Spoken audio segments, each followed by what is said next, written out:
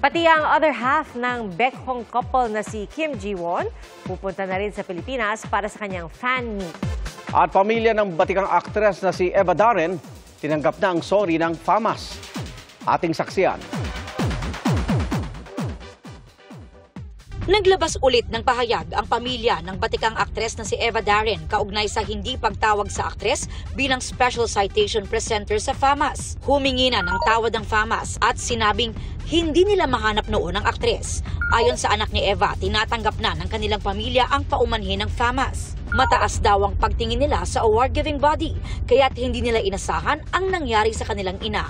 Naniniwala rin ang pamilya ng aktres na walang kinalaman sa insidente ang dapat sanay co-presenter ni Eva na si Tirso Cruz III at ang PR officer ng FAMAS. Nakaupo raw ang kanilang ina sa harap at gitna ng stage. Nag-iwan naman ng payo ang anak ni Eva sa susunod na event ng FAMAS. Stick to the script at magsuot ng eyeglasses ang mga namamahala ng event. One happy sister si Sandara Park sa kasal ng kanyang kapatid at South Korean idol na si Thunder.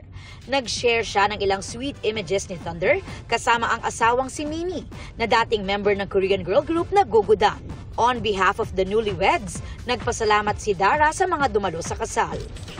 Tuloy ang Queen of Tears fever dahil this August, nakaset bumisita si Kim Ji-won na gumanap bilang Hong Hae-in sa hit K-drama. Para yan sa kanyang Be My One fan meeting tour. Para sa GMA Integrated News, Aubrey Carampel ang inyong saksi.